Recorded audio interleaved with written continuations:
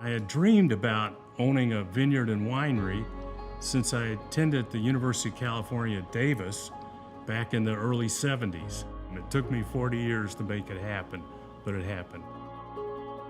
Our wine philosophy is really to make exceptional wine at a great value. And that's what River Road is all about.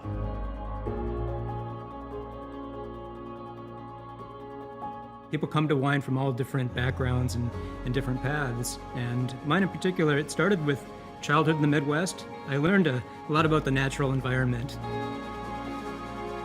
Russian River Valley, it's world-renowned, but where we are in the Green Valley, which is the only official sub-appellation of the Russian River Valley, we have all the benefits of the fog that comes in from the nearby Pacific Ocean to allow us to grow these cool climate grapes. The added advantage we have in the Green Valley is that we have these gold ridge soils. It's well drained, but fairly low in nutrients. So that allows us to provide just a little bit of stress to the vines to allow them to focus on the primary goal for us, which is producing really, really beautiful grapes. We have 5 different Chardonnays that we produce, and each of those Chardonnays has a different aesthetic. You know, the flavors, the textures, aromatics. And so when you look at each of our wines, they all have a particular goal of flavor and texture that I'm after, and people can understand Chardonnay by tasting through the whole range. We're really, really excited to see how people respond to them.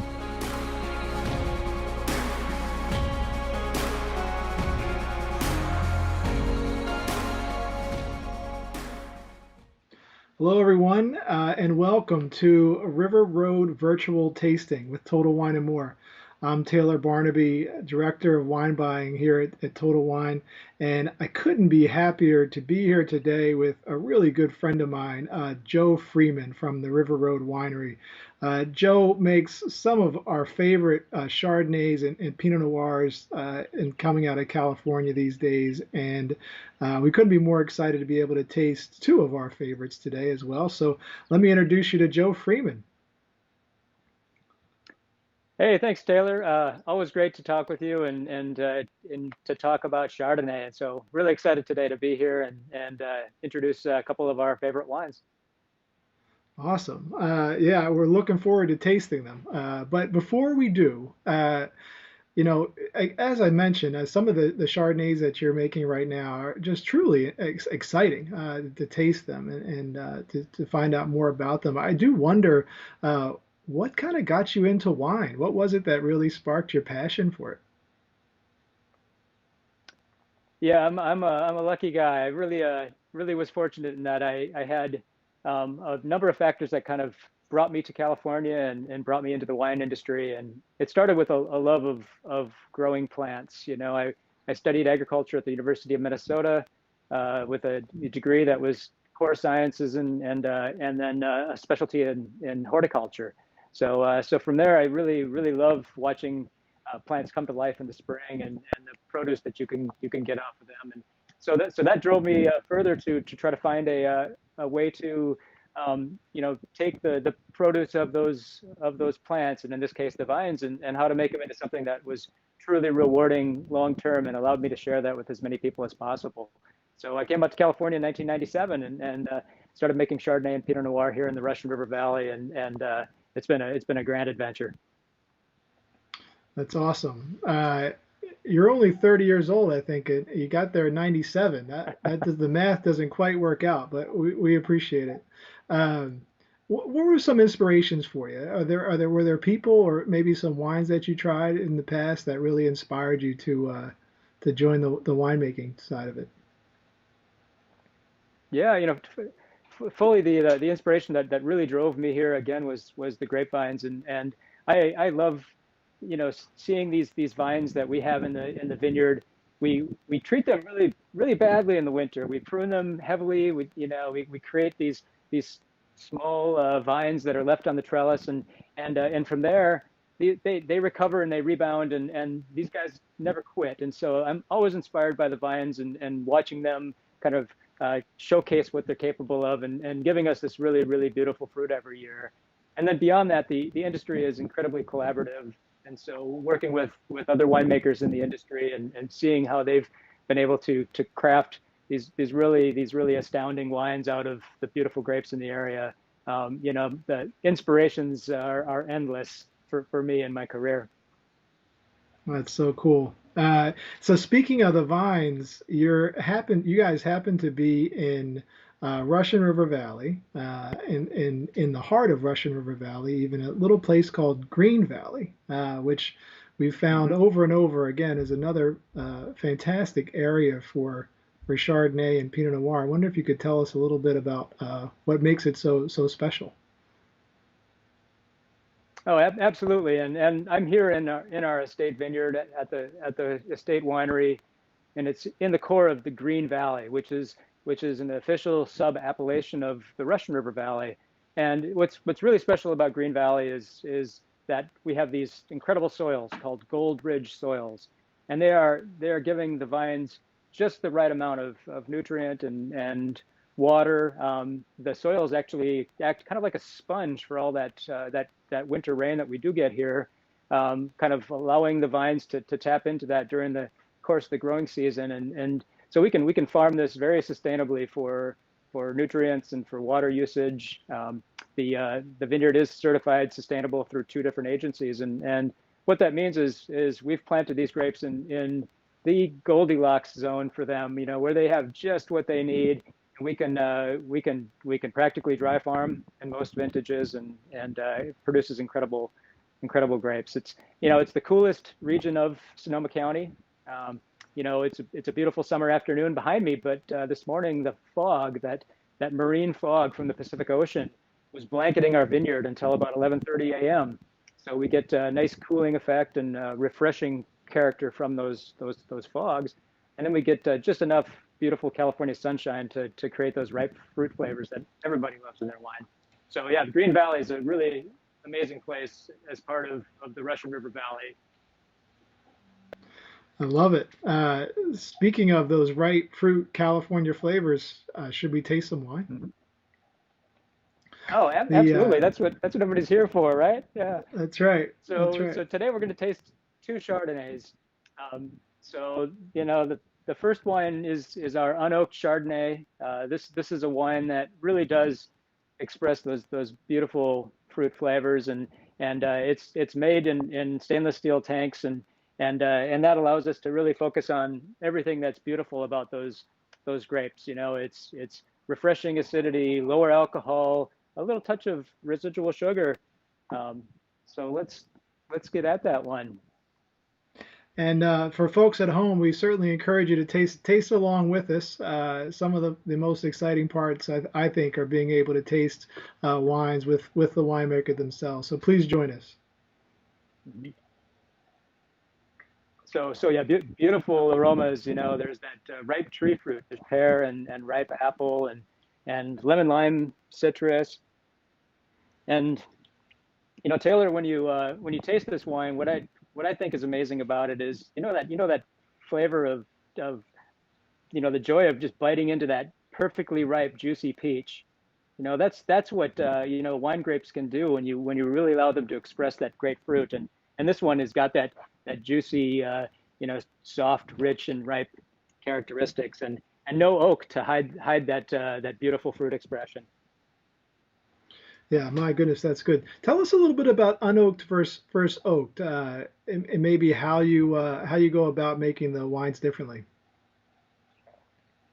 Yeah, well, the thing about winemaking is we have a lot of different tools that are available to us, and there's the traditional tools such as oak barrels for fermentation, but we also have modern technology, that allows us to produce wines in stainless steel tanks with temperature control to really manage the speed of the fermentation. So with the Unoaked Chardonnay, this is one where we are fermenting at cool temperatures. It's a slow, long fermentation, and that just allows all those great fruit flavors to remain in the wine all the way to the bottle, where they can then be released in the glass. And so it's the pure expression of the fruit. And there's a great story behind this wine too.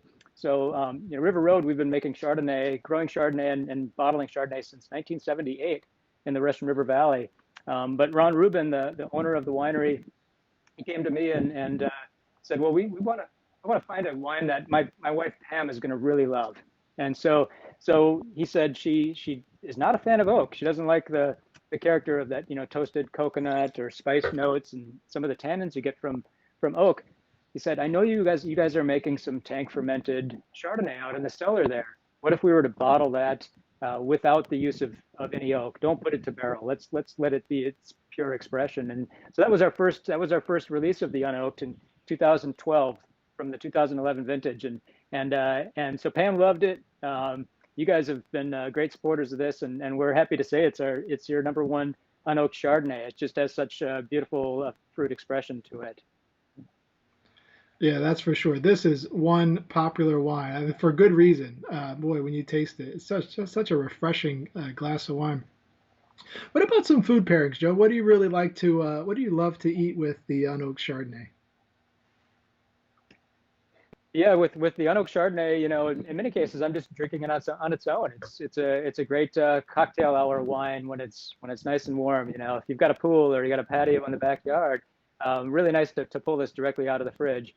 But I mentioned earlier that there's a little bit of residual sugar, so that's the unfermented grape sugars that are coming in with those ripe grapes, and that little bit of sweetness helps to really balance out spicy food. So if you're getting your favorite takeout Thai food, this is a great pairing for some of those spicy dishes.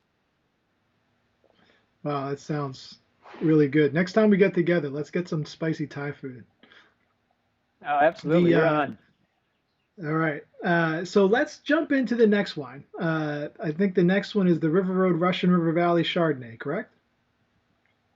Yes, yeah. So what's amazing about Chardonnay is its versatility. We're farming Chardonnay grapes here at our estate vineyard and throughout the Russian River Valley, and then into the other cool coastal regions of California. But the Russian River Valley has a unique characteristic of bright acidity and that ripe citrus flavor. Nice lemon lime. Sometimes you get this what's called minerality, which is a complexing character in those grapes. And so this is a great counterpoint to the Unoaked Chardonnay, which we just tried, which is all about bright, fresh fruit. This one, we ferment those grapes, from the Russian River Valley, from this world-class region for Chardonnay, and we ferment those grapes after pressing the juice gently, goes into barrels, and it's both barrels produced from French oak and American oak from different coopers around the world. We bring these barrels in, we put the juice directly into those barrels with some yeast, and the fermentation actually occurs in those barrels. And so instead of one or two large stainless steel tanks, we actually have, hundreds of individual fermenters. Each of these barrels becomes its own fermenter and holds about 300 bottles of wine.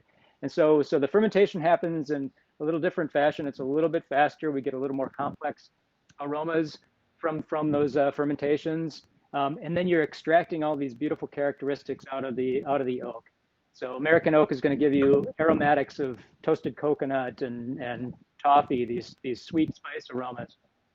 And then French oak is going to add layers of texture that help support that beautiful Russian River Valley fruit. And so with this, we're looking for a more complete, full-bodied wine that has a little bit of that light butter characteristic, which people often associate with great Chardonnay. And that in combination with the beautiful Russian River Valley fruit, we get aromatic depth that's unparalleled in white wines. So let's give it a try.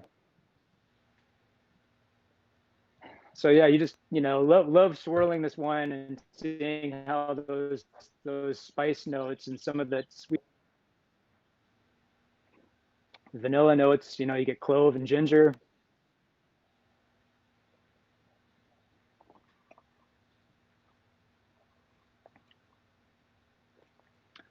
And you see just how broad that palette is. You have flavors right up at the front that transition into a nice kind of clean citrus freshness. There's a little more acidity in this wine, and then those spice notes, those barrel flavors start to return on the back end, and the wine just carries for tens of seconds, and just gives you a continual reward as you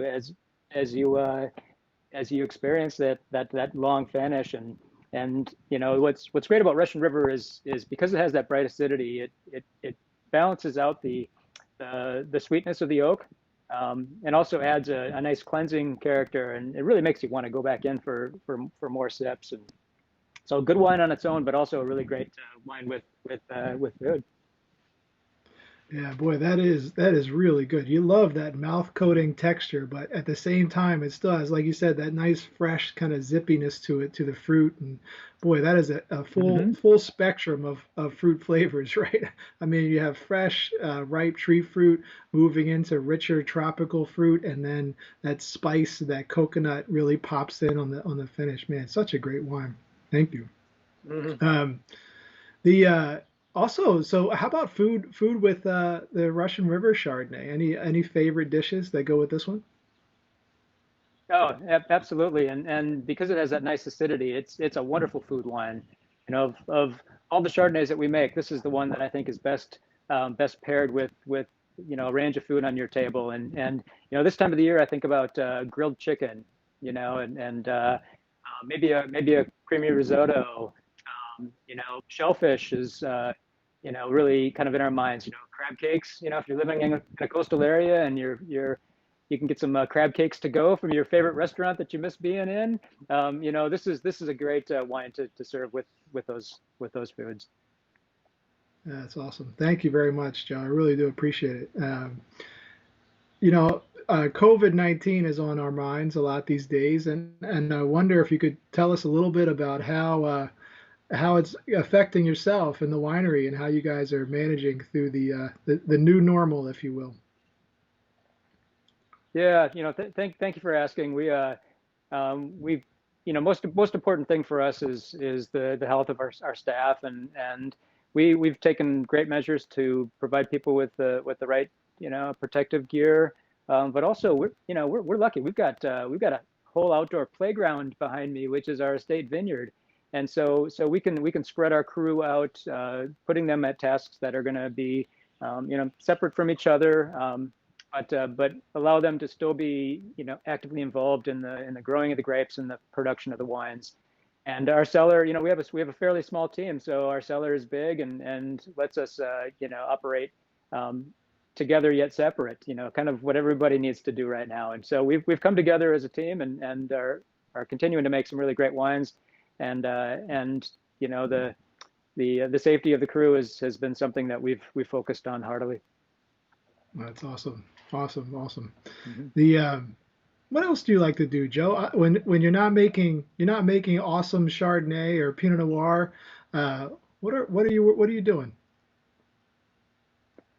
You can see it's kind of breezy today. We're really close to San Francisco Bay, so sailing on the bay is great fun. That's something that really gets us to connect with the natural environment around us. And then mountain biking, hiking on the trails here in the coastal hills. Outdoor things. The Sonoma County is really made for enjoying the outdoors, and that's what we tend to do.